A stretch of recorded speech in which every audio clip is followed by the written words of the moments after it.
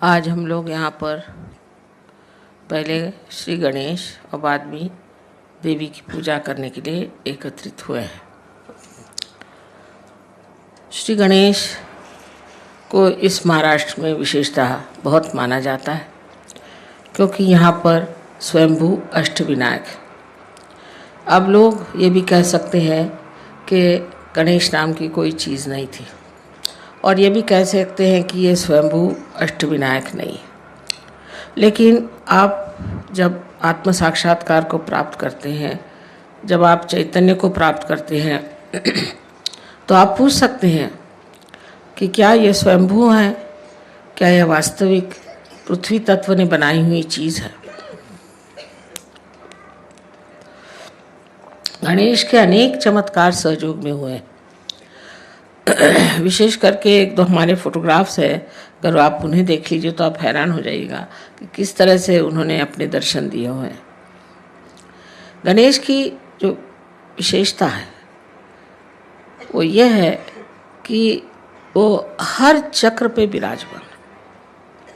सबसे पहले गणेश की ही स्थापना की गई थी, और गणेश जो है वो पवित्रता को फैलाने के लिए संसार में है कि पहले सारा संसार पवित्र हो जाए। सबसे बड़ी चीज़ है पवित्रता। अगर पवित्रता नहीं रहेगी तो कोई सा भी सृजन नहीं हो सकता। अब समझ लीजिए, अगर कोई पेड़ है और उसके आसपास का वातावरण दूषित हो जाएगा तो वो पेड़ मर जाएंगे। इसी प्रकार इस सारी सृष्टि का जो वातावरण है उसे पूर्णतया शुद्ध करने के लिए ही श्री गणेश की स्थापना की गई थी। आजकल के इस वातावरण में लोग समझ नहीं सकते हैं कि पवित्रता चीज़ क्या है और पवित्रता का अर्थ क्या है। यही गणेश आगे जा कर के आपके आज्ञा चक्र पे ईसा मसीह के रूप से प्रकट हुए थे। इसलिए ईसा मसीह ने भी सबसे ज़्यादा पवित्रता का महत्व बताया कि आपकी आंखें तक पवित्र होनी चाहिए, क्योंकि आज्ञा चक्र पे है। आँखों में तक आपकी पवित्रता होनी चाहिए। अगर आपकी आँखों में पवित्रता नहीं है तो फिर आप किसी तरह से भी पवित्र नहीं माने जाएंगे। लेकिन इसका ये मतलब नहीं कि आप अपने को कहें कि हम में ये खराबी है, हमें वो खराबी है।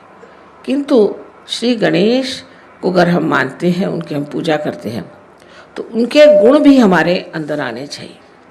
तो पहला तो उनका गुण है कि पवित्रता। अब इस पवित्रता को हम किस तरह से पा सकते हैं? कहने से नहीं हो सकता। किसी आदमी से कहा जाए तुम पवित्र हो जाओ तो नहीं हो सकता। गंगा जल से नहाने से भी मनुष्य पवित्र हो, ऐसी बात नहीं। तो ये पवित्रता आने के लिए क्या करना चाहिए? इसके लिए आपके कुंडलिनी का पहले ही जागरण होना चाहिए। जब जागरण हो जाएगा तभी समझ लेना चाहिए कि धीरे धीरे ये जो कुंडलिनी है ये सब चक्रों को स्वच्छ कर देगी। लेकिन वहाँ पर भी श्री गणेश ही का कार्य है, क्योंकि ये चैतन्य है, और वो चैतन्य स्वरूप श्री गणेश आपके हर चक्र को भी साफ करते रहते हैं। और अंत में जाकर के सहस्त्रार पर भी श्री गणेश आप जानते हैं कि सदाशिव के गोद में बैठे हो। ये जो भी चीज़ें हम लोगों को लगती हैं कि पौराणिक है, मैथोलॉजिकल है, ये सब की सत्यता सहयोग भी आप प्राप्त कर सकते हैं। पहले आपको केवल सत्य को प्राप्त करना चाहिए, एब्सोल्यूट ट्रूथ को। उसके बाद आप कोई भी सवाल पूछें, उसका जवाब सही माने में आपके उंगलियों के ऊपर आ जाएगा। आप इसे जानेंगे कि सत्य क्या है। किसी भी चीज़ को कह देने से कि असत्य है, वो चीज़ असत्य नहीं होती। उसकी खोजबीन करनी चाहिए। बड़ी ये गहरी चीज़ें हैं, और श्री गणेश का कार्य तो अत्यंत अत्यंत गहरा है। और वो एक चिर बालक है। उनमें जो अबोधिता है, इनोसेंस है, वो एक चिर बालक है। वो बालक स्वरूप है। क्राइस्ट ने कहा है कि if you have to enter into the kingdom of God you have to become like children. इसका मतलब बच्चों में जो निश्चल स्वभाव होता है वो हमारे अंदर आना चाहिए। लेकिन वो ज़बरदस्ती करने से या कुछ रोज़ की अभ्यास करने से नहीं जाएगा। अगर आप ज़बरदस्ती करेंगे तो आपका अहंकार बढ़ जाएगा। अगर आप ये कहेंगे कि हम बड़े पापी हैं, हमने बड़े पाप किए, हम बड़े खराब हैं, तो आपका प्रति अहंकार बढ़ जाएगा। दोनों तरह से ये गलत बात है। तो इसके लिए करना क्या चाहिए? करना ऐसा चाहिए कि अपनी कुंडलिनी का जागरण पहले कर लें। कुंडली के जागरण से आप दूसरे आयाम में, दूसरे डायमेंशन में उतरते हैं। दूसरे डायमेंशन में उतरते साथ धीरे धीरे अंदर से ही ये स्वच्छता होती रहती है। ये अनादिकाल से कुंडलिनी आपके अंदर स्थित है और ये उसी समय का इंतज़ार कर रही है, उसी के लिए बैठी हुई है कि जिस वक्त आपको ऐसी व्यक्ति मिल जाए जो आपकी कुंडलिनी का जागरण कर सके, क्योंकि ये आपकी माँ है और आपकी अपनी वैयक्तिक माँ है। वो आपके बारे में सब कुछ जानती है और जिस प्रकार आपकी माँ ने आपको जन्म देते वक्त सब तकलीफ़ें खुद उठाई, वो कुंडलिनी ही सारी तकलीफ़ें उठा देती है और आप इस आत्म साक्षात्कार को प्राप्त होते हैं। इस आत्म साक्षात्कार को प्राप्त होने के बाद आपको सिर्फ इतना करना है कि अपने इस योग को जो आपका अब परम चैतन्य के साथ हुआ है, उसके साथ एकाकारिता स्थापित करनी। चारों तरफ हम लोग देखते हैं, फूल देखिए कितने सुंदर है, सृष्टि कितनी सुंदर है, पर हम कभी सोचते भी नहीं कि ये कैसी बनी, इसको कौन बनाता है। एक फूल के पौधे एक ही ऊंचाई तक बढ़ते हैं, कोई पेड़ एक ही ऊंचाई तक बढ़ते हैं, ये सारा कौन करता है? इसे आपको पातंजल में अगर आप देखे जाए तो लिखा हुआ है कि ऋतंभरा प्रज्ञा, इसका नाम उन्होंने ऋतंभरा प्रज्ञा कहा। लेकिन यही ब्रह्म चैतन्य है, यह परम चैतन्य है जो चारों तरफ फैला हुआ है और जिसके लिए आदि शंकराचार्य ने बताया हुआ है कि सलीलम सलीलम, ठंडी ठंडी हवा इसकी लहरें आती। बाइबल में भी इसको cool bridge of the Holi ghost कहा गया। इस प्रकार की कुंडलिनी हमारे अंदर है और वो बिल्कुल व्यवस्थित रूप से इसी के इंतज़ार में है कि कब आपका पुनर्जन्म है। अभी तक अमीबा से इस स्थिति में हम आ गए कि इंसान बन गए, लेकिन इससे कोई ना कोई ऊंची स्थिति ज़रूर होनी चाहिए। अगर हम सत्य को प्राप्त किए होते तो आज कल के जो झगड़े हैं ये न रहते। हम सब एक मन से, एक विचार से, एक सत्य के साथ जीते। लेकिन ये जो झगड़े हो रहे हैं इसकी वजह यही है कि हम लोगों ने अभी तक उस केवल सत्य को प्राप्त नहीं किया, और जब तक हम उस सत्य को प्राप्त नहीं करेंगे तब तक उत्क्रांति माने इस एवोल्यूशन की जो चरम सीमा है उसे हमने प्राप्त नहीं किया। उसको प्राप्त किया बगैर हम लोग कभी भी शांति से, सुख से, समाधान से रह नहीं सकते। संसार के जितने भी प्रश्न हैं अधिकतर मनुष्य ने ही खड़े किए हैं। इस मनुष्य के परिवर्तन के लिए श्री गणेश का बहुत कार्य है, बड़ी मेहनत करते हैं। इनके गण हैं इसलिए इनको गणपति कहा जाता है और ये हर समय माँ की सेवा में लगे रहते हैं और हर जगह जहाँ भी ज़रूरत होती है तुरंत दौड़ के जाएंगे और कार्य करते हैं।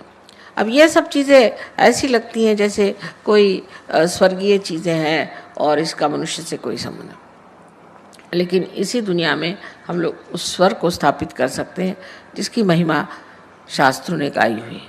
कोई कठिन बात नहीं है और इसके लिए सिर्फ हमें सज्ज होना चाहिए, मन में शुद्ध इच्छा रखनी चाहिए कि हम इसे प्राप्त करें। ये कोई झूठी बातें नहीं है, ये कोई ऐसी बातें नहीं है कि जिससे किसी को भुलावा डाला जाए, किंतु ये बात सत्य है और इसे हमें प्राप्त करना चाहिए। हम श्री गणेश को नमस्कार करते हैं लेकिन ये नहीं सोचते कि श्री गणेश क्या है, हमारे अंदर कहाँ स्थित हैं, क्या क्या कार्य करते हैं और इनसे हमें क्या क्या प्राप्त करना।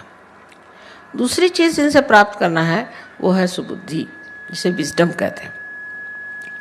श्री गणेश में इतनी सुबुद्धि और इतना प्रेम है कि वो जानते हैं कि आप लोग गलती कर रहे हैं, वो जानते हैं कि आप में कुछ दोष है, लेकिन छोटे बच्चे जैसे क्षमा कर देते हैं हर एक चीज़ को। उनको मालूम नहीं किसी से नाराज़ होना, इसी प्रकार वो आपको बहुत क्षमा करते हैं, किसी हद तक काफ़ी क्षमा कर देते हैं, पर जब आप हद से गुजर जाते हैं तब फिर ज़रूर वो नाराज़ हो जाते हैं।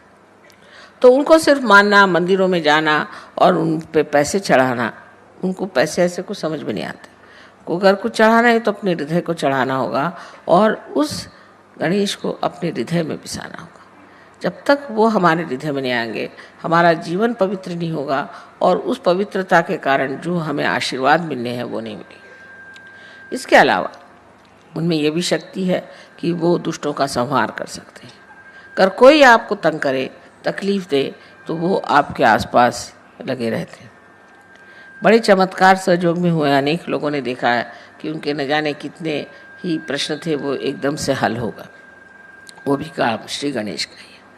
वो इस तरह से काम करते हैं कि समझ ही भी नहीं आता कि किस तरह से काम हो गए और उसमें कोई भी त्रुटि नहीं रह जाती।